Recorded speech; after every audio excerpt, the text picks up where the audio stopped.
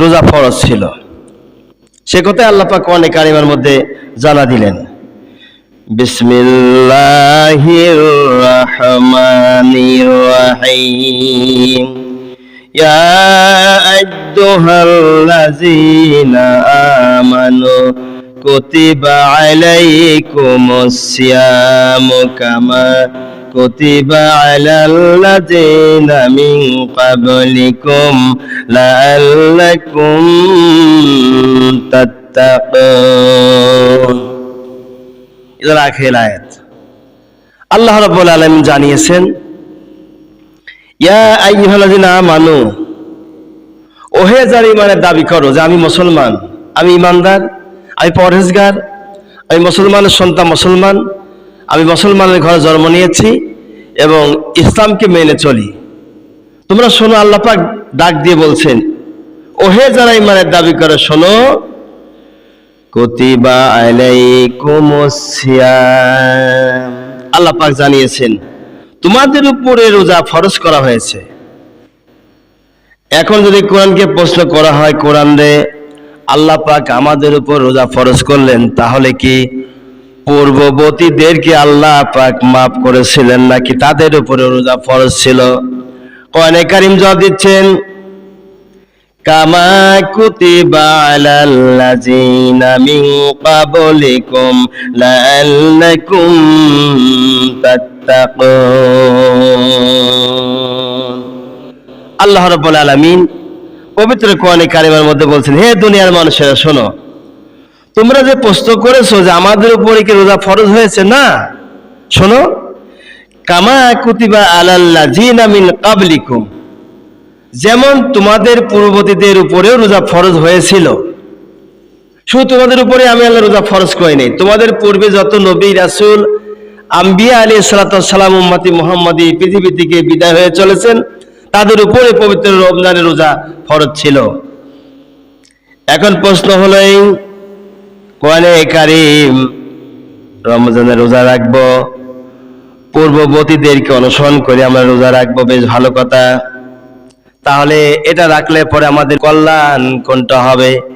কোরআনে কারীম জবাব দিচ্ছেন, লাআল্লাকুম তাত্তাকুন, ওহে যারা ঈমানের দাবি করো যে তোমরা রোজা রাখতে পারো, রোজার যদি আহকাম আরকানগুলো আদায় করতে পারো, আমি আল্লাহ তোমাদেরকে পবিত্র বানায় দেব, আমি আল্লাহ তোমাদের জন্য মুত্তাকিদের নাম খাতায় লিখে দেব, যেন তোমরা মুত্তাকি হতে পারো। লাআল্লাকুম তাত্তাকুন, যেন তোমরা মুত্তাকি হতে পারো, পরেজগার হতে পারো, দিনদার হতে পারো, ইমানদারওয়ালা হতে পারো। ইমানের ছাপ তোমার এই রোজার মধ্যে রয়েছে। আমি আল্লাহ মাহে রমজানের রোজা এই জন্য তোমাদের উপরে ফরজ করে দিয়েছি। আজ আমাদের মাঝে রোজা আসছে, একটি রোজা ভাঙলে পরে কতগুলো রোজা করতে হবে? এই ফরজ রোজা, মা বোনরা কান লাগান, মা বোনরা ভালো করে কান লাগান, এটা ফরজ রোজা। এই রোজা 29 বা 30 মাস হইবে। এই 29 বা 30 মাসের মধ্যে একটি রোজাকে স্বেচ্ছায় নষ্ট করে ফেলে, তাহলে পরবর্তী মাসে অর্থাৎ মাহে রমজানের পরে একটা না 60টা রোজা করতে হবে এক ধারসে। যদি কোনো ব্যক্তি 59টা রোজা করেছে, এর মধ্যে হঠাৎ করে 60 নম্বর রোজার বেলা তার রোজা নষ্ট হয়ে গেছে, কোনো কারণে রাখতে পারেনি, তাহলে নতুন করে আবার 60টা রোজা বান্দাকে রাখতে হবে। রোজার কত বড় গুরুত্ব, রোজার কত বড় ফজিলত! এই জন্যই ফজিলত হয়েছে এই মাসে। 1 নম্বর কথা হলো, যদি কোনো ব্যক্তি রোজা নষ্ট করে ফেলে একটি, তাহলে তাকে পরবর্তী সময়ে শাওয়াল চাঁদ থেকে শুরু করিয়ে এরপরে আগামী বছরের শাবান চাঁদ, তার মানে 11 মাসের মধ্যে 60টা রোজা এক ধারসে করতে হবে, তাহলে পরে পবিত্র মাহে রমজানের রোজা তার হক আদায় হবে, তাছাড়া হবে না আদায়। এখন 60টি রোজার মধ্যে একটি রোজা যদি কোনো ব্যক্তি হঠাৎ নষ্ট করে ফেলে কোনো কারণে, 60 দিনের একদিন যে কোনো দিন, তাহলে নতুন করে আবার 60টা রোজা রাখতে হবে। 2 নম্বরে আল্লাহ পাক জানা দিলেন, দুনিয়ার মানুষেরা তোমাদের জন্য আমি আল্লাহ এমন কল্যাণ দিয়েছি, যত খুশি তত খাবে, আমি আল্লাহ তোমাদের খাবার হিসাব নেব না। যত খুশি তত খাবে, তত তোমরা ভালো ভালো জিনিস খাইবা, আমি আল্লাহ খাবারের কোনো প্রকার হিসাব নেব না। জোরে বলি সুবহানাল্লাহ। খাবারের কোন আল্লাহ হিসাব নেবেন না। যত বান্দা খাবে রমজান মাসে, 11টা মাসে রোজা না রাখার সময় তখন 11টা মাস কিন্তু আল্লাহ পাক হিসাব নেবেন। শাওয়াল থেকে শাবান পর্যন্ত 11 মাস আপনি যাই খাইবেন এর হিসাব হবে, পুনখানো হিসাব হবে। কিন্তু পবিত্র মাহে রমজানে যত ভালো জিনিস খাবেন, উন্নত মানের জিনিস খাবেন, 11 মাস যা খাননি 1 মাস আপনারা যাই খাবেন, খাওয়ার পর রোজা রাখবেন, রোজা রাখায় কোনো কষ্ট না হয়ে যায়। আল্লাহ পাক জানিয়েছেন, বান্দারে এই খাবারের হিসাব আমি আল্লাহ তোমাদের নেব না। তোমাদের এই খাবারের হিসাব ছাড়াই আমি আল্লাহ বাইনাস করিয়ে কিয়ামতের মাঠে হিসাব নিয়ে জান্নাতবাসী করে দেব। এই হিসাব আমি আল্লাহ নেব না। সুতরাং 3 নম্বরে বলা হয়েছে, যদি কোনো ব্যক্তি সংসারে টাকা পয়সা ব্যয় করে এই মাসে, ছেলের পোশাক কিনলো, মেয়ের পোশাক কিনলো, স্ত্রীর কাপড় কিনলো, বেটার বড় শাড়ি কিনে দিল, অথবা নিজেরই কোনো রকমের পোশাক আদি কিনলো, আল্লাহ নবী বলেছেন যত টাকার পোশাক আদি কিনবে রমজান মাসে দান করলে যে সওয়াব, পোশাক আদি কেনার কারণে আমার আল্লাহ পূর্ণ সওয়াব বান্দার আমলনামা দিয়ে দেবে। সুবহানাল্লাহ, সুবহানাল্লাহ।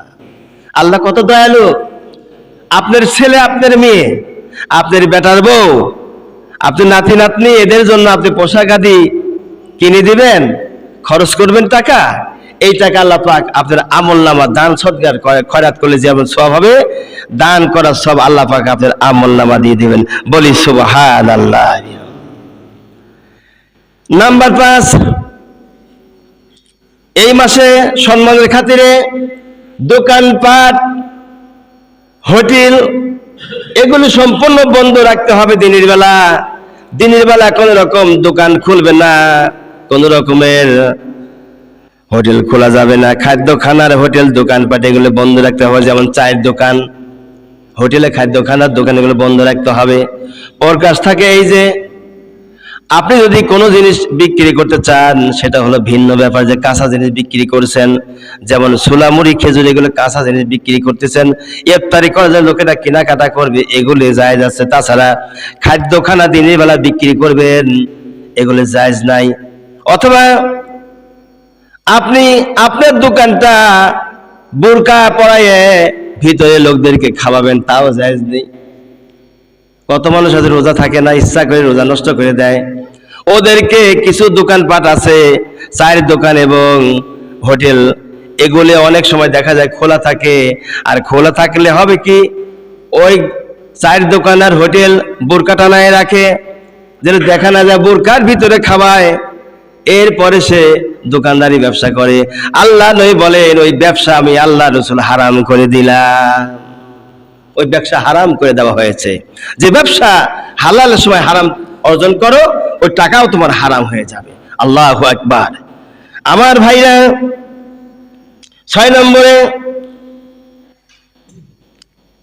আমার দেশে 8 বছর 10 বছরের ছেলে মেয়েরা আছে, 7 বছরের ছেলে মেয়েরাও আছে, 6 বছরের অনেক ছেলে মেয়েরা শক্ত হয়, অনেক সময় রোজা রাখতে চায়। সেই সময় ওঠে, বাবা মার খাওয়া দেখে, দাদার খাওয়া দেখে, নানার খাওয়া দেখে বলে আমিও খাবো। আপনি খাবান, সেই খাওয়ার সুন্নত, সেই খাওয়া সুন্নত, নিজেও খান, আপনার ছেলে নাতি নুৎকারদের খেতে দেন। যখন নাতি নুৎকার ছেলে মেয়েদেরকে খেতে দিবেন, ওই খাওয়া সুন্নতি খাওয়া হবে। এই সুন্নতি খাওয়া যখন ছেলে মেয়েরা নাতি নাতনিরা খাবে, আল্লাহ নবী বলেন অনেক অনেক রোগ আমার আল্লাহ ভালো করে দিবে। বড় বড় রোগ ভালো হচ্ছে না, রোজা রাখছে, নাতি নাতনি বয়স কম, 6 বছর 7 বছর, ইচ্ছা করে রাখুক, যতক্ষণ সময় রাখতে পারে আপনি বাধা দিবেন না। দুপুর পর্যন্ত রাখবে, রাখুক, বিকেল পর্যন্ত রাখুক, ভেঙে ফেলা দিবে, দিক, সমস্যা নাই। যে তোর উপর রোজা ফরজ না, তারপরে চেষ্টা করতেছে, রাখতে দেন, অভ্যাস হোক। রাসূল বলেন যে পরিমাণ রোজা রাখলো ওই পরিমাণ অভ্যস্ত হওয়ার পরে পরে আর রোজা নষ্ট করবে না, ওর দ্বারা রোজার কোনদিন নষ্ট হওয়ার সম্ভাবনা থাকবে না। সেই জন্য পবিত্র মাহে রমজানের রোজা আমাদেরকে গুরুত্ব দিয়ে রাখতে হবে। এবং 7 নম্বরে সেহরি খাওয়া। এই যে সেহরি খাওয়া, আমরা সেহরি খাবো যথা সময়ে বলা হয়েছে আগামী মঙ্গলবার দিন গত রাত মানে সেহরি খেতে হবে সম্ভবত, অথবা বুধবারের দিন গত রাত সেহরি খেতে হবে। চাঁদের তো হিসাব নাই, চাঁদ কখন 29 হয় কি 30 হয়তো বলা যায় না, সেই জন্য চাঁদের উপর নির্ভর করতেছে। চাঁদ দেখার পরে আপনাকে রোজা রাখতে হবে, তারাবিও পড়তে হবে আগে। চাঁদ দেখার পর যখন দেখবেন রমজানের চাঁদ উদয় হয়েছে, সন্ধ্যার পর থেকে নিয়ে তারাবির প্রস্তুতি নিয়ে মসজিদে চলে আসতে হবে। এশার নামাজের আজান হবে, তারপরে তারাবির নামাজ শুরু হয়ে যাবে। এই তারাবির নামাজ শাওয়াল চাঁদ উদিত হওয়ার আগের দিন পর্যন্ত আপনাকে একটা মাস তারাবির নামাজ পড়তে হবে। 20 রাকাতে নামাজ পড়তে হবে। মা বোনরা 20 রাকাত পড়বেন, পুরুষেরা 20 রাকাত পড়বে। 20 রাকাত পড়াই হলো সুন্নাত, সুন্নাতে মুআক্কাদা। আল্লাহ নবী বলেন এই দুনিয়াতে আমার আল্লাহ মাহে রমজানের রোজা ফরজ করেছেন, আর আমি রাসূল তোমাদের জন্য তারাবির নামাজ পড়া আমি আর আল্লাহ রাসূল তোমাদের উপরে সুন্নতে মুআক্কাদা হিসাবে তোমাদের দায়িত্ব দিয়ে দিলাম। ফরজের কাছাকাছি এই তারাবির নামাজ এটা পড়তে হবে, পড়তেই হবে। অনেকেই মনে করে তারাবির নামাজ না পড়লে বোধহয় রোজা হবে না। না, আপনি তারাবির নামাজের এক লাইন, ফরজ রোজা হলো আর এক লাইন। তার মানে তারাবির নামাজ রাসূলের সুন্নাত, ফরজ রোজা আল্লাহর হুকুম। লাইন দুইটা না একটা? হ্যাঁ, লাইন দুইটা। তো আল্লাহর বিধান যেটা সারাদিন রোজা রাখি হলো ফরজ, এটা লাইন আলাদা। অপরটা 2 নম্বর তারাবির নামাজ সুন্নাতে মুআক্কাদা। রাসূল বলেছেন তারাবির নামাজ যদি কোনো ব্যক্তি না পড়ে তাহলে গুনাহগার হবে। এখন আপনি সুন্নতে মুআক্কাদা তরফ করে যে গুনাহ, এই গুনাহ আপনার ঘাড়ে বাঁধবে। আর যদি আপনি ফরজ রোজা ত্যাগ করেন তাহলে আল্লাহর হুকুম অমান্য করলেন। আল্লাহর হুকুম অমান্যকারীরাই তো কাফের ফাসিক, ওরাই হলো মুনাফিক। ওরা ওয়াদা করেছে রুহের জগতে আল্লাহ তুমি যা বলবা যা করবা আমি সব করব, দুনিয়া এসে ভুলে গিয়েছে। আল্লাহ পাক ওই রুহের জগতের কথা আপনাকে স্মরণ করিয়ে দিবে কিয়ামতের মাঠে। এখন যদিও আমাদের স্মরণ নাই, কিন্তু এই কোরআন দেখে আমরা আমল করতেছি যে না, রুহের জগতে আমরা ওয়াদা করেছি আল্লাহর কাছে কোনটা, সেটা আল্লাহ পাক স্মরণ করে দিবেন। ভাইরা আমার, তাহলে এখন বাচ্চাদের জন্য আমরা কি করব? সেহরি খাওয়ার অভ্যাস তো করব। সেহরি খানা খাওয়া সুন্নত। সেহরি খানা খেলে পরে আমার আল্লাহ রাব্বুল অনেক বালা মুসিবত দূর করে দেয়। আমার আল্লাহ পাক রোজা ফরজ করেছেন, রাসূল সুন্নতে মুআক্কাদা তারাবি ওয়াজিব করে দিয়েছেন। এবার আসুন 8 নম্বরে আমার আল্লাহ জানিয়েছেন বান্দারে ইফতার তোমরা করবা, সারাদিন রোজা রাখার পর ইফতার করবা। ইফতার করার সময় আপনি মনে করেন আমি গরিব মানুষ, আমার কিচ্ছু নাই, কিচ্ছু নাই, আমি গরিব মানুষ, অসহায় মানুষ, দিন মজুরি মানুষ, স্বামী বাড়িতে নাই। মা বোনেরা চিন্তা করেন আমার স্বামী নাই, ছেলে নাই বাড়িতে, কখন আনবে ইফতারি, তারপর আমি আমার মুখে দিতে হবে। এই চিন্তা পেরেশানি করার কোনো দরকার নাই, কিচ্ছু নাই। কারো কাছে আপনি হাত পাতারও কোনো প্রয়োজন নাই। আল্লাহ রাব্বুল আলামিনের নিয়ামত পানি দিয়ে আপনি ইফতারি করুন। স্বামী সন্তান বাড়ি আসলে যা নিয়ে আসবে তাই দিয়ে আপনি পরবর্তীতে খেয়ে তৃপ্তি আনেন।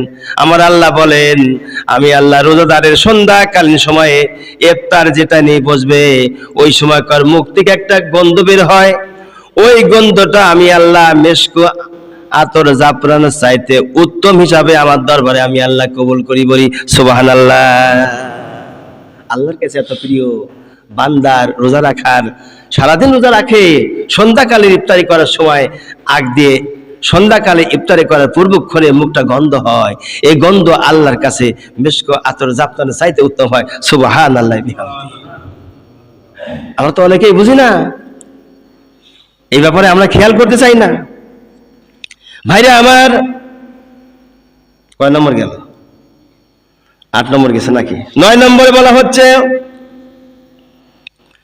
এতে যে খাবো সুন্নত, এই সুন্নতটা এখন মনে করে আমি ধনী মানুষ, অর্থ সম্পদের অভাব নেই, টাকা পয়সার অভাব নেই, অথবা মধ্যম পন্থা অবলম্বন করে আমি চলি, না ফকির না কোটিপতি। আপনি আপনার আর্থিক অনুযায়ী ইফতারি নিয়ে আসবেন, বাড়িতে ইফতার তৈরি করে খান, সবচেয়ে উত্তম। কেননা বাড়িতে ইফতার তৈরি করে খেলে মা বোনরা নামাজ পড়ে, বিশেষ করে মা বোনরা বেশি পর্দা নিশু করে। পুরুষের চাইতে মা বোনরা পর্দা নিশি বেশি করে। অনেক সময় পুরুষেরা কাঁচা মারি চলাফেরা করে, মাঠে ঘাটে গাছে যখন তখন কাঁচা মারে, ধরি মারে। ধরি মানে কি? থোড়া বের করে গাছে ওঠে। ওই যে যশোরের মানুষ কয় যে ধরি মারেছে, এই আপনার নাটোরের মানুষ কয় ধরি মারছে। তো ধরি মানে আমার পাবনার মানুষ বলে কাঁচা মারছে। এই কাঁচা মারি অনেক সব পুরুষেরা গাছে ওঠে, কাজকর্ম করে। আল্লাহ রসুল বলেন ফরজ তরফ করা গুনাহ কবিরা, গুনাহ কবিরা। রাসূল কারীম সাল্লাল্লাহু আলাইহি সাল্লাম বলেন তোমার আর্থিক যেমন আছে ওই অনুপাতে তুমি ইফতারি কিনে নিয়ে আসো, নিজে খাও। তোমার প্রতিবেশী কোন ব্যক্তি অভাবী তুমি তো নিজে এটা জানো। আচ্ছা প্রশ্ন, আপনাদের আশেপাশে যারা গরিব আছে, এক দুই ঘর, সবাই এখন বর্তমান গরিব নাই, তারপরও অনেকে আছে কেনাকাটা করতে চায় না, ফকির নেশার আছে অনেকেরই, মানে ও খরচ করবে না, লোকে তা খাবে। এইটা কিন্তু ঠিক না, এটা কিন্তু ঠিক না। আপনি রমজান মাসে ইফতারি করার জন্য, সময় ব্যয় করার জন্য আল্লাহ রসুল আগেই বলেছেন যে তোমরা তোমাদের কাজের চাকর, হাইলি কিসিন, এদের কাজের বোঝা হালকা করে দিও, চাপ দিও না বেশি।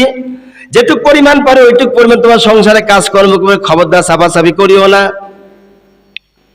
অপর দিক দিয়ে তুমি যে খাবার খাইবা ওই খাবারটুকুর হুবহু তোমার চাকর চাকরানিকে দিও, গোলামকে দিও, আজাদকৃত গোলামকে দিও, কোনো সমস্যা নাই। পুণ্য সব আল্লাহ তোমার আমল নামা দিয়ে দিবেন। সুবহানাল্লাহ। এখন যদি আপনি মনে করেন টাকা পয়সা আছে খাবো না, আমি যেমন তেমন কোনো ইফতারি করবো না, তা চলবে না। ইসলাম এটা স্বীকৃতি দেয় নাই। ইসলাম বলে দিয়েছেন যত টাকা যত পারো তুমি রমজান মাসে রোজা রেখে খাও, আমি আল্লাহ কিয়ামতের দিন এই রোজার মাসটা মাইনাস করে তুমি তোমার হিসাব আমি আল্লাহ নিয়ে নেব। সুবহানাল্লাহ। কোনো হিসাব হবে না। যত রকম খাবার আছে আপনি খাবেন, টাকা পয়সার সম্পদ আছে আপনি কিনে নিয়ে আসেন খাদ্যখানা, যত রকমের ইফতারি করতে গেলে আইটেম আছে, আইটেমগুলো আপনি করে খানা খান, কোনো সমস্যা নেই, ইসলাম বাধা দেয় নাই। তবে মনে রাখবেন আপনার প্রতিবেশী যদি গরিব হয় একটু তাকে দিয়ে আসবেন। যে আবার ইফতারি করতে পারেন না, আপনার মধ্যে এত আইটেম নাই, মাঝে মাঝে দিয়ে আসেন। এটা মুসলমানদের সুন্নত তরিকা। একজন অপরজনকে ইফতারি দিয়ে আসবেন, কিছু না পারলে একটু খেজুর অথবা কিছুটা ছোলামুড়ি দিয়ে আসেন, লোকটা খুশি হয়ে দোয়া করবে। কেননা কার দোয়া ইফতারির পরিবেক্ষণ কবুল হয়, তাহাজ্জুদের নামাজ সময় কবুল হবে আমরা আল্লাহ ছাড়া কেউ জানে না। সেই জন্যই আপনি ইফতারি মানুষকে দিয়ে খাবেন, নিজেও মাঝে মাঝে প্রতিবেশীদের দেওয়ার পরেও আত্মীয়স্বজনকে দাওয়াত করে খাওয়াবেন। ইফতারি খাওয়া সুন্নত, এই সুন্নতের মধ্যেই আল্লাহ পাক হালাল রুজি অনুযায়ী বরকত অনেক বৃদ্ধি করে দিবি। সুবহানাল্লাহ। 10 নম্বর, আসুন এবার আমরা ইতিকাফ, আরটা কি আছে? ইতিকাফ আছে। ইতিকাফটা হলো এই 20 রমজান আসর থেকে নিয়ে শাবাল চাঁদ উদিত হওয়াই দিয়ে রাতের আগ পর্যন্ত ইতিকাফ মসজিদে অবস্থান করতে হবে। এই অবস্থান করাকে আবার আল্লাহ রাব্বুল আলামিন বান্দার উপরে ওয়াজিব করে দিয়েছেন ইতিকাফ করা। ইতিকাফ করলে পরে 10 নম্বরে যে কথা বলতেছি, আল্লাহ পাক বান্দার জীবনের গুনাহ মাফ করে, মাসুম বাচ্চা মায়ের পেট থেকে ভূমিষ্ঠ হলে যেমন নিষ্পাপ গুনাহ থাকে না, ওই রকম বৃদ্ধ মানুষ সারা জীবন গুনাহ করেছে, তওবা করে ইতিকাফে বসছে, আল্লাহ জীবনের সব গুনাহ মাফ করে দিবে। এখন আসুন আল্লাহ পাক এত রহমত কেন দিয়েছেন? এই কারণে এই মাসে রহমত দিয়েছেন। প্রথম 10 দিন রহমতের 10 দিন, প্রথম 10 দিন রহমতের 10 দিন। এই রহমতের 10 দিন আগামী শুক্রবারে আপনারা পাইবেন প্রথম জুমা। আমার মনে হয় রহমতের 10 দিনের 2টা জুমা আপনারা পাইবেন। মোট 4টে জুমা সম্ভবত হবে, 5টাও হতে পারে, আমি খেয়াল করি না। অথচ আমার আল্লাহ রাব্বুল আলামিন এত সওয়াব দিয়েছে, এত রহমত করেছেন, যা কল্পনা করে পারা যায় না। রাসূল কারীম সাল্লাল্লাহু আলাইহি সাল্লাম এই জন্য বলেন তোমাদের ভালোবাসা, তোমাদের মহব্বত, তোমাদের ভ্রাতৃত্ব হবে রমজান মাসে। কেননা রমজান মাসে তাকওয়া অর্জন করিও, মারামারি কাটাকাটি করিও না। 11 নম্বর মারামারি কাটাকাটি করিও না, তাকওয়া অর্জন করিও। আল্লাহ নবী বলেন তোমরা একজন অপরজনের উপরে এরকম হয়ে যাও না আয়না স্বরূপ। আয়না দিয়ে তোমার চেহারা যখন তাকা দেখো, কোন জায়গা ফোট আছে, কোন জায়গা আসলি আছে, কোন জায়গা পসারি আছে, তুমি নিজে দেখতে পাচ্ছ। ওইটা পরিষ্কার করার জন্য, ভালো করার জন্য চেষ্টা করো। অপর দিকে তোমার কোন ভাই রোজা রাখে না, জাহান্নামের পথে যাচ্ছে, সেই রেখানে ইফতারি খায় না, জাহান্নামের দিকে যাচ্ছে, তুমি তাকে ফিরিয়ে নিয়ে আসো। মুসলমান আর এক মুসলমানের আয়না স্বরূপ, ওরা হলো ভাই। আল্লাহ রসুল বলেছেন মুসলমান ভাই ভাই, ভ্রাতৃত্ব বন্ধনে আবদ্ধ থাকিও, প্রতিহিংসা করিও না, কারোর প্রতি জুলুম করিও না, নির্যাতন দিও না, ক্ষমতার দাপট বড়াই দেখাও না। মনে রেখে দিও সেই জীবনের কথা, যেই জীবনে ছিল নমরুদ, ফেরাউন, হামান, আবু জেহেল, উতবা, সাইবা ছিল। ওদের কিন্তু দাপট কম ছিল না, তোমাদের মতো না। তোমাদের চাইতে হামান, উতবা, সাইবা কোটি কোটি টাকার সম্পত্তির মালিক ছিল, আজ তাদের কিচ্ছু নাই, ওদের অস্তিত্ব বলতে কিছুই না। এটা মনে রেখে দিও। এই কোরআনে আল্লাহ জানা দিচ্ছেন, বান্দারে ওদের যেমন নাই কিছু, তোমাদের কিন্তু কিছুই একসময় থাকবে না। অতএব অহংকার করিও না, গর্ব করিও না, কোন মানুষের প্রতি প্রতিহিংসা করিও না। যদি কোনো মানুষ তোমাকে রাগারাগি করে, ফালাফালি করে, বোঝা দেওয়ার চেষ্টা করবা। তবে একটা কথা আছে, না বুঝলে পরে দেখা যায় ময়লা আবর্জনা ভরে গেছে ঈদগার মাঠে, আপনারা স্বাভাবিকভাবে ঝাড়া দিয়ে ঝাড়ু দিবেন। ঝাড়ু দেওয়ার পরে যদি দেখেন খুব ময়লা বেশি হয়ে গেছে, তখন শক্ত করে ধরে মারবেন, মারবেন না? ফুল ঝাড়ু কি কাজ হবে? তখন ফুল ঝাড়ু কাজ হবে না, তো ঝাড়ু লাগবে, শক্ত করে ধরে সরা দিতে হবে। অনুরূপভাবে মাঝে মধ্যে ইসলামের খাতিরে, ইসলামের স্বার্থের জন্য শক্ত করে কিছু জিনিস ধরতে হবে। ধরার পরে ইসলামকে টিকে থাকার জন্য তারপরে সংগ্রাম করতে হবে। যার কারণে কোন ভাই নামাজ পড়ে না, কোন ভাই রোজা রাখে না, কোন ভাই তারাবি পড়ে না, কোন ভাই ইফতারি করে না, কোন ভাই সেহরি খায় না, কোন বোন খায় না, ইহুদি নাসারা বৌদ্ধ খ্রিস্টানদের মতো চলাফেরা করে, ওদেরকে বোঝাও, বলো, ওদেরকে বয়কট করে যদি তোমাদের কথা না মানে। কেননা ইহুদি নাসারা বৌদ্ধ খ্রিস্টানদের নিয়ে আমরা বসবাস করি না, আমরা সমাজে বসবাস করি, সবাই আমরা মুসলমান, সবাই আমরা কি, কোন মানুষ নাও রাখে, নামাজ নাও পড়ে, এমন কোন নিষ্ঠুর মানুষ নাই যে এই রমজান পাওয়ার পরে রোজা রাখে না। রাসূল বলেছেন 12 নম্বরে, যদি কোনো ব্যক্তি রমজান পাওয়ার পরে চোখের পানি আল্লাহর কাছে উপহার দিয়ে নিজের গুনাহ মাফ না চাইতে পারলো, আল্লাহ রাব্বুল আলামিন ওর প্রতি লানত দিবে। ওই নাউজুবিল্লাহ। এই জন্য চোখের পানি ফেলায়ার মাহে রমজানের শুরু থেকে আপনি চেষ্টা করতে হবে। 12 নম্বরে, আপনি কোন কাপড়ে নামাজ পড়বেন, কোন জায়গায় নামাজ পড়ে নামাজটা পড়বেন, বাড়িতে পড়বেন, এখানে পড়বেন, কখন আসবেন, কখন কোরআন তেলাওয়াত, কখন ঘুমাবেন, কখন জিকির করবেন, কখন আপনি তাসবিহ তাহলিল পড়বেন, প্রত্যেকটা জিনিস আপনি নোট করে ফেলবেন আগেই। তা না হলে পরে আপনি কিন্তু ওই সময় গেলে পারবেন না। আমি আগেই বলেছি, প্রথম দিকে আমি বলেছি কোরআন হাতে নেই বলেছি, আল্লাহর কসম। মনে রাখবেন, যদি আপনি রজব মাসে আমল না করেন, শাবান রমজানে আমল করতে পারবেন না। আমার কথাটা মনে আছে কিনা জানি না। রমজানের বিদায় জুমায় শেষ প্রশ্ন, এটা যদি মনে থাকে আমি করবো ইনশাআল্লাহ। আমার ভাইরা, সেই জন্য আমরা মুসলমান, আমাদের দায়িত্ব কর্তব্য, আমরা যেন মুসলমান হিসাবে দায়িত্ব পালন করতে পারি।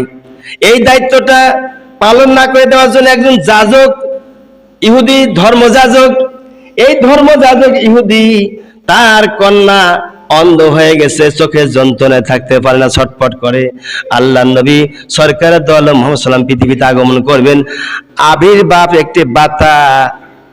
ইহুদি ধর্মযাজকের বাড়িতে একটা গোলাপ ফুলের গাছ ছিল। ওই গোলাপ ফুলের গাছে পাপড়িতে, প্রতিটা পাপড়ির গায়ে লেখা রয়েছে লা ইলাহা ইল্লাল্লাহু মুহাম্মাদুর রাসূলুল্লাহ সাল্লাল্লাহু আলাইহি সাল্লাম। ইহুদির বাগানে গোলাপ ফুলের গাছে পাপড়িতে, প্রতিটা পাপড়ির গায়েতে কালেমা তয়্যিবা লা ইলাহা ইল্লাল্লাহু মুহাম্মাদুর রাসূলুল্লাহ কালেমা লেখা রয়েছে সাল্লাল্লাহু আলাইহি সাল্লাম। ইহুদি রাতে ঘুমায় রয়েছে, স্বপ্ন দেখতেছেন, ইহুদি রে চিন্তা করিস না, তোর মেয়ের যে অবস্থাটা হয়েছে, চোখের যন্ত্রণা কান্নাকাটি করে, তোর মেয়ে অন্ধ মানুষ, কেউ বিয়েও করতে চাবে না, কেউ তোর মেয়েকে পছন্দ করবে না, বিয়েও হবে না, জীবন ধরে ঘরে পচবে। তবে শোন ইহুদি, তোর ঘরের পিছনে দেখ একটা গোলাপ ফুলের গাছ লাগিয়েছিস, ওই গোলাপ ফুলের গাছে প্রতিটা পাপড়িতে কালেমা তয়্যিবা লেখা আছে, ওই এক একটা করে পাপড়ি ছিঁড়ে নিয়ে আসি, পানির মধ্যে ভিজাইয়ে ওই পানির তোর মেয়ের চোখে লাগায় দে, আমি রব্বুল আলামিন তোর মেয়ের চক্ষুটা ভালো করে দেব। ইহুদি সকালবেলা ঘুম থেকে ফারেক হয়ে বাগানের মধ্যে প্রবেশ করেছে। প্রবেশ করার পর দেখে সত্যিকার গোলাপ ফুলের গাছের প্রতিটা পাপড়িতে কালেমা তয়্যিবা লেখা রয়েছে। উনি একটি পাপড়ি ছিঁড়ে নিয়ে এসে পানির মধ্যে ভিজাই দিল, গাছটা সুন্দর করে ঘিরে দিল যেন কেউ দেখতে না পারে। ইহুদি এবারে মেয়েকে পানির মধ্যে ভিজানো পাপড়ির পানি চোখে লাগা দিয়েছে। মেয়ের চোখ, কন্যার চোখ মুহূর্তের মধ্যে পূর্বের চাইতে আল্লাহ পাক ভালো করে দিয়েছে।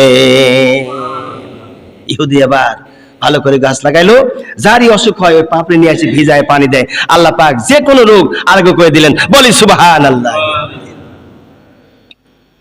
হঠাৎ করে কোন এক চতুরী বাগান দিয়ে যাচ্ছে, যাওয়ার পথে দেখে ইহুদির গাছটা ঘেরা রয়েছে সুন্দর করে চতুর্দিক দিয়ে। বাগান ঘেরা দেখে ওই চতুরী আর এক ইহুদি চিন্তা করলে এত সুন্দর করে ঘেরছে, ব্যাপারটা কি? যাবার পরে সব পর্দা সরাই দিয়ে দেখে ভিতরে পাপড়ির গায়ে লেখা রয়েছে লা ইলাহা ইল্লাল্লাহু মুহাম্মাদুর রাসূলুল্লাহ সাল্লাল্লাহু আলাইহি সাল্লাম, এই কালেমা লেখা রয়েছে। ওই চতুরী কালেমা লেখা দেখিয়ে পাপড়িগুলো ছিঁড়ছে, লোকদেরকে গিয়ে বলছে ধর্মযাজক ইহুদির বাড়িতে এই গাছে এই লেখা রয়েছে, তাকে দেখো আমি ছিঁড়ে নিয়ে এসেছি। ইহুদি এবার বাপ দাদা ধর্ম কালে পড়বে, সেই জন্য ইহুদি নিজে যখন দেখলো লোকদেরকে বলে দিল। অগণিত কাফের মুশরিক ইহুদিরা কালেমা দেখে তারা ইসলাম করে মুসলমান কবুল করে নিয়েছে। ইহুদি এবার বাপদার ধর্ম নষ্ট হবে দেখে গাছটা গড়তে কেটে দিল। আরে আমার ভাইরা, এরকম ইহুদি নাসারা বৌদ্ধ খ্রিস্টানরা মুসলমানদের উপরে অনেক রকম সমস্যা করে থাকে, ইসলামকে যাতে টিকে না রাখতে পারে। কিন্তু এক নম্বর আমি সবচাইতে একটা মজার কথা শোনাই। রমজান মাসে ওই ব্যক্তি রোজা রাখে না, রমজান মাসে ওই ব্যক্তি তারাবি পড়ে না, রমজান মাসে ওই ব্যক্তি সেহরি ইফতারি করবে না, খাবে না, অন্যকে কষ্ট দেবে, সে হলো মগা মানুষ। মগর ওয়াজির আগে শোনাইছে নাকি? শোনাই রে বোধহয়, আজকে শোনেন। মাঝে বলতে চাইছিলাম, সময় পাইছিলাম না। এ মগা মানুষ, ওই মগা মানুষ কোনোদিনের জন্য রোজা রাখবে না, নামাজও ঠিক মতো পড়বে না, ইহুদি বৌদ্ধ খ্রিস্টানদের মতো চলাফেরা করবে, দিনের বেলা খানা খাবে, দাপট দেখাবে, শুয়ারের মতো রাস্তাঘাটে চলাফেরা করবে। রসুল বলেছেন রোজা না রেখে, নামাজ না পড়ে, খাদ্য খানা খেয়ে গায়ে শক্তি বাড়ালো, রক্ত বাড়ালো, গায়ে শক্তি বাড়ালো, রক্ত বাড়ালো, কিয়ামতের দিন আল্লাহ রাব্বুল আলামিন তার হিসাবের পরে এই যে দুনিয়াতে যত পরিমাণ রক্ত বেড়েছিল আর শক্তি বেড়েছিল দিনের বেলা খানা খেয়ে, ওই শক্তি ওই রক্ত জাহান্নামের আগুনে তাকে পুড়াইয়ে আল্লাহ পাক থামাইয়া দিবেন। নাউযুবিল্লাহ। ভাইরা আমার, এই মগা মানুষগুলো রোজা রাখে না। এক বাদশা ছিল, একটি সন্তান বুকা কোয়ালিটি ছিল। এপারে আছে একজন বুকা কোয়ালিটি, আমি নাম বলবো না, মন খারাপ করবেনি। হে ডাইনি যাতে গেলে বামে যায়, বামে যাতে গেলে আবার সামনে যায়, সামনে গেলে এর পিছনে যায়, এরকম লোক এপারে আছে। একজন আছে, ছালপলের মধ্যে আছে, বোঝে কম। তে বাচ্চা সন্তান বোঝে কম, এর মধ্যে ছোট ছেলেকে বিয়ে দিয়েছে, ছেলে মাত্র 2টা, ছোট ছেলেকে বিয়ে দিয়েছে, বড় ছেলেকে বিয়ে দেয়নি। এখন বাচ্চাকে বলতেছে প্রধান উজির, বাচ্চা ছোট ছেলেকে বিয়ে দিলেন, বড় ছেলে এত বড় হয়ে গেলে বিয়ে দিলেন না, ব্যাপারটা কি? আরে বেটা তুই জানিস না, আমার বড় ছেলে তো মগা, হের আকল নাই। মগা মানে কি? আরে মগা মানে কি, তুই মগা বুঝিস না? ও মগা, ওর আকল নাই, এই জন্য হেরে বিয়ে দেয়নি, ছোটারে বিয়ে দিয়েছি। আকল নাই, হেরে বিয়ে দিয়েছে, হেরে বিয়ে দেয়নি, একটা কথা হলো। বাচ্চা রাগ হয়ে বলছে, এই উজির শোনো, 24 ঘন্টা সময় দিলাম, এর মধ্যে যদি তুমি মগা মানুষ ধরে না আনতে পারো, পল্লা উড়ায় দেওয়া হবে। এখন প্রধান চিন্তা করলো, সর্বনাশ, আমি তো প্রশ্ন করেও বিপদে পড়ে গেলাম, কোথায় যাবে? খুঁজতে যে দেখে মাঠের মধ্যে একজন রাখাল গরু চড়াইতেছে। এখন সাধারণত আইরে গরুর না, আইরে গরুর পাছা থাকে সমান, গাভী গরুর পাছায় থাকে একটু গর্ত। একথা কর নাকি? গাভী গরুর পাশে থাকে একটি গর্ত, আর আইরি গরুর পাশে থাকে সমান। তো দূর থেকে প্রধান টাকা দেখে রাখাল, আমরা তো সেকালে আজ থেকে প্রায় 45-40 বছর আগে কথা বলছি, এখনো অনেকে এরকম অভ্যাস আছে। শীতের দিনে এই কোষ, এটাকে বলা হয় কোষ বলি না আমরা, এই কোষের মধ্যে মুড়ি বা চিরা লিয়ে বা অনেক সময় মোয়া টোয়া লিয়ে এগুলো আমরা রোদের পর বসে বসে খাইতাম। আপনারাও খেয়েছেন, ঠিক না? একে কি বলা হয়? কোষ। কি বলা হয়? এখন দেখে প্রধান ওজির টাকা দেখে কোষের মধ্যে কি যেন বের করে মুখে দেয়, আর মাঝে মধ্যে ওই গাভী গরুর পাশার আঙুল দেয়, গাই গরুর পাশার ওই আঙুল দিয়ে আবার মুখে বাবাকে দেয়। কে রে, গাই গরুর পাশায় আঙুল দিয়ে আবার মুখে দেয়, আবার কোষ থেকে আবার তুলে মুখে দেয়, ব্যাপারটা কি? তো দূর থেকে এই দাঁড়াও দাঁড়াও দাঁড়াও দাঁড়াও, রাখাল তুমি দাঁড়াও। রাখাল কয় এবার আমার সময় নেই, এবার দাঁড়া, তোর অনেক টাকা পয়সা দেওয়া হবে, বাদশার দরবার কাছে যেতে হবে। বাদশার দরবার যাবো, ওর ভয় হয়ে গেছে, বাদশার দরবার যাবো। তুমি কে? আমি প্রধান উজির। সর্বনাশ, তাহলে তো আমার কোনো মুসিবত হইবে। তোমার চিন্তা নেই, কোনো ভাবনা নেই, তোমাকে বাদশার দরবার নিয়ে যাবো, অনেক উপঢৌকন দিয়ে তোমাকে আর বিদায় দেবো। ওর ভিতর থেকে কম্পন যাচ্ছে না। রাখাল মানুষ, ওর চিন্তা হয়েছে যে কে রে, আমি কোষের মধ্যে থেকে ভরে খাচ্ছি, আর গাভী গরুর পাশায় রাখছে লবণ, লবণ নিয়ে মুখে দিচ্ছে। তাহলে আসলো বলদ, আসল বন্ধ। যে দেখে যে কে রে, মগা মানুষ খুঁজতে কয়েছে বাদশা, আমি তো সেই মগা, এই মগাইতে পাইছি, এর সাথে আর মগা মানুষ দুনিয়ায় নাই। যে ব্যক্তি কচুরের মধ্যে বরে রাখি গাভী গরুর পাশে লবণ রেখে মুখে দিয়ে খায়, ওর সাথে বড় বলদ আর দুনিয়ায় নাই। অতএব এইটাই মগা মানুষ। এক কথা কর না কে, ইচ্ছা মগা মানুষ আর নাই। ও ধরে নিয়ে গেছে বাচ্চার দরবারে, বাচ্চা আনিস? হ্যাঁ আনিসি। কেমনি বুঝলে? আরে বাচ্চার কোয়েন না, ওরে দেখে মাঠের মধ্যে কোষের মধ্যে বড়ে রেখেছে, আর গাভী গরুর পাশে লবণ রেখে দিয়ে একটা করে বড়ে মুখে দেয়, আর একবার করে গাভী গরুর পাশে আঙুল দিয়ে ওইটা মুখে দিয়ে খাইতেছে। তাই বুঝতে পারিস যে মগা কারে কয়? হ্যাঁ বুঝছি। আমার বড় ছেলে যদি বিয়ে দিই, ওরে যদি বোমা কয় তুমি লবণ আনো, চিনি আনে বসে থাকবে। ওদের বলে লবণ আনো, চিনি আনবো, তেল আনতে গেলে কে তেল আনে বসে থাকবে, কৃষ্ণ আনতে পারে সরিষ তেল আনে বসে থাকবে। এই জন্য ওটা বিয়ে দেয়নি। এই দেশের কিছু মগা মানুষ, এই মগা মানুষগুলো একমাত্র রোজা রাখে না। কথা কর না কে, ওরাই রোজা রাখে না, ওরাই তারাবি পড়ে না, ওরাই হলে নামাজ পড়বে না। নারী পড়ে রমজান মাস, পবিত্র মাস, এই মাসে তারাবির নামাজ পড়ে না, রোজা রাখে না, এমন মুসলমান দুনিয়াতে জন্ম নেওয়ার সাথে না জন্ম নেওয়াই ভালো ছিল। ভাইরা আমার, আল্লাহ নবী তাই জানিয়েছেন দুনিয়ার মানুষেরা রমজান মাস যখন আসবে 13 নম্বরে তোমরা বেশি বেশি করে নফল নামাজ পড়বা। নফল নামাজ কিন্তু বাড়িতে বেশি পড়তে হয়। ভালো করে কান লাগান। আমিও কিন্তু আমার এই রুমে যাই, বেশিরভাগ নফল নামাজ পড়ার চেষ্টা করি। কেননা রাসূল বলেছেন তুমি তোমার ঘরটারে কবরস্থান বানায়ো না, তোমার ঘরকে কবরস্থান বানায়ো না। তুমি যখন নফল নামাজ পড়বা বাড়িতে, তোমার ছেলে দেখবে, মেয়ে দেখবে, বেটার বউ দেখবে, নাতি ছেলে দেখবে, এরা দেখে দেখে তোমার দেখা দেখে ওরা আমল শিখবে। সুবহানাল্লাহ, ওরাও এই আমলগুলো করবে। অতএব এই নফল নামাজের আমলটা তোমরা করিও। আল্লাহ নবী তাই বলেছেন বাড়িটারে তোমরা কবরস্থান বানায়ো না। তোমরা আওয়াবিদের নামাজ, আওয়াবিদের নামাজ হলো মাগরিবের সময় 6 রাকাত নামাজ পড়তে হয়। এর ফজিলতে গেলে পরে আমি সময় পাবো না, অন্য দিনে বলবো ব্যাখ্যা। সকালবেলা 2 রাকাত করে 4 রাকাত বা 2 রাকাত সকালবেলা কিসের নামাজ পড়তে হয় এটা অনেকেই জানে না। ইশরাকের নামাজ পড়তে হয়, এটা হলে সূর্য উদয়ের পর পর পড়তে হয়। আর গভীর রাত্রে তাহাজ্জুদ নামাজ পড়তে হয় 2 রাকাত বা 4 রাকাত, কমপক্ষে 2 রাকাত পড়াই লাগবে, আমল রাখতে হবে। যদি আপনি না পারেন তারপরে পড়ার চেষ্টা করতে হবে। এরপরে আপনি আরেকটা নামাজ পড়বেন, সাস্তের নামাজ। সকালবেলা নাস্তা খেয়ে পড়তে হয়।